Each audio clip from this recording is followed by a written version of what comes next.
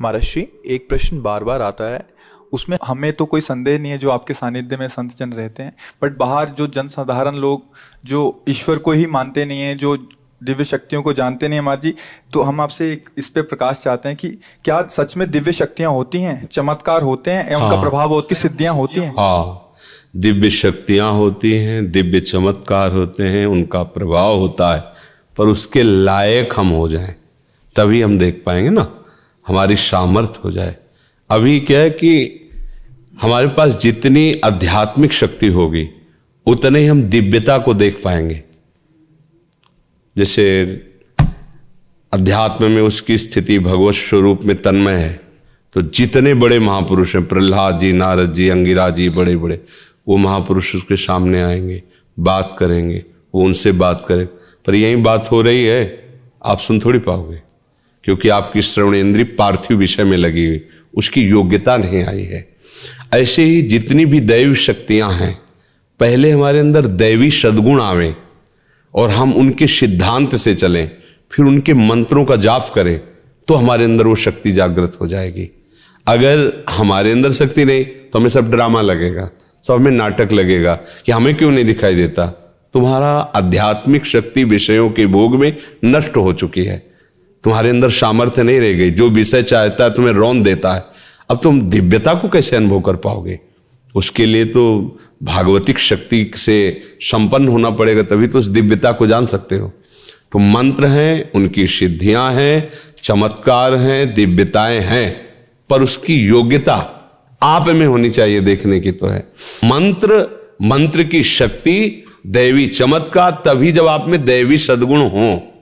अब जो जितना पवित्र होकर जितना लक्ष्य किया उतना जान गया और उतने में ही वो प्रकाशित हो गया, तो वो झूठा नहीं है। ऐसा नहीं कहा जा सकता कि झूठ है, ऐसा नहीं, ये सब है, पर तुम कितना उसे स्वीकार। हमने अपनी आंखों से देखा कि एक जानवर की ऐसे टांग में किसान के अस्त्र लग गए तो उसे खून बह रहा था।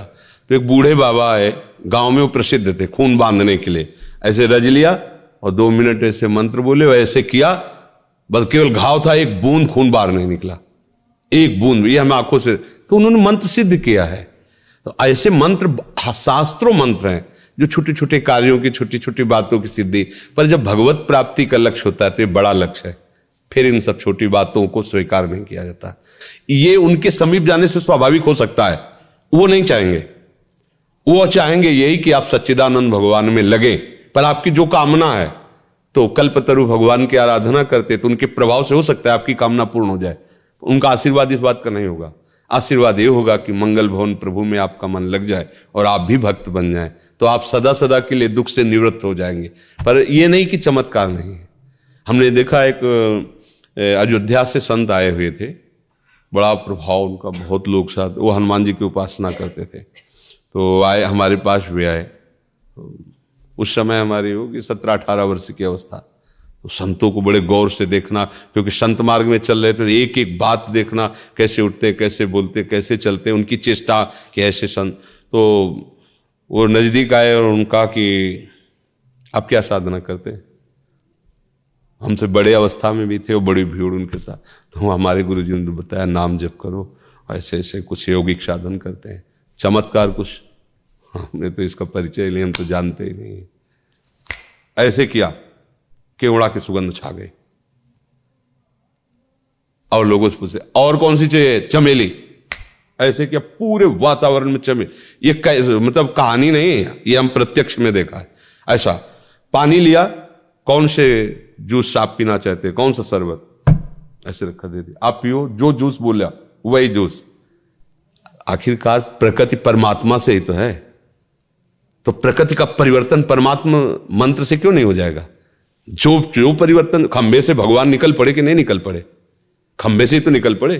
कुत्ते से भगवान को प्रकट किया नामदेव जी ने कि नहीं, तो उसे शरबत पानी को बना देना कौन सी बड़ी बात? क्योंकि भगवान सर्वरूप है, भगवान ही तो है सब रूपों में। उसने मंत्र के द्वारा आकांक्षा क्यों पानी शरबत बन गया।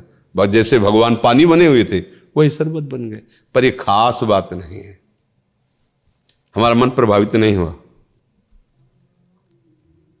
मन तो प्रभावित तब हो जब आपके पास बैठने से हमें रोना आने लगे, प्रभु से प्यार आने लगे, हमारा हृदय जलने लगे कि मैं कितना नीच हूं, मैं ऐसे ऐसे कर्म किया हूं, क्या प्रभु मुझे भी स्वीकार कर। यह है संत संग का चमत्कार।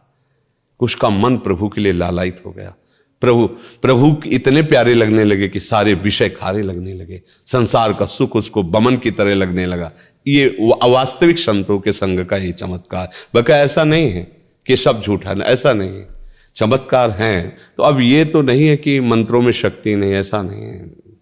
महाराज जी, आप तो बचपन से इस मार्ग पे चल रहे हैं, अभी आप वृंदावन प्रेम उपासना में हैं, तो आपके साथ भी ऐसी कोई अनुभूतियां हुई या महाराज जी? बहुत सी, शुरुआत में ही प्रारंभ हो गया था इस मार्ग में। तो जब चले ना, पर क्या था कि गुरु कृपा से बचपन में ही हमें समझा दिया गया था कि जिसका लक्ष्य भगवत प्राप्ति है, छोटे मोटे चमत्कारों में, गोस्वामी जी तुलसीदास जी की चौपाइयाँ हैं कि जिस समय कोई साधक परमार्थ पथ में अग्रसर होता है तो इंद्रिय द्वारों पर बैठ जाते हैं उसके देवता साक्षात आकर के, अलग अलग देवता जो इंद्रियों में विराजमान, और वो माया का वही आकर्षण उसके पास पहुंचाते जिससे वो भ्रष्ट हो जाए।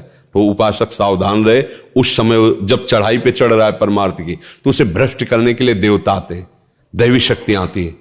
इंद्रिय द्वार झरोखर नाना, बैठे देवता करि कर थाना, आवत देखें विषय बयारी तीर्थें देख, क्योंकि बहुत बड़ी विजय की तरफ चला है ना, तो गुरु कृपा पात्र ही इस बात को समझ पाता है।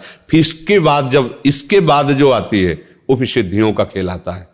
रिद्धि सिद्धि पेरे बहुआई, बुद्धि लोभ दिखावे भाई, होए बुद्धि जो परम सयानी, तीन तन चितई नानहित जानी। बोले परम सयानी बुद्धि हो, उधर देखना भी नहीं, उधर अगर देख लिया तो तुम्हारा इन्हें अनहित हो जाएगा, अर्थात भगवत प्राप्ति के मार्ग में आपके बाधा खड़ी हो। तो कौन बाधा स्वीकार करेगा जो भगवत मार्ग में चला है।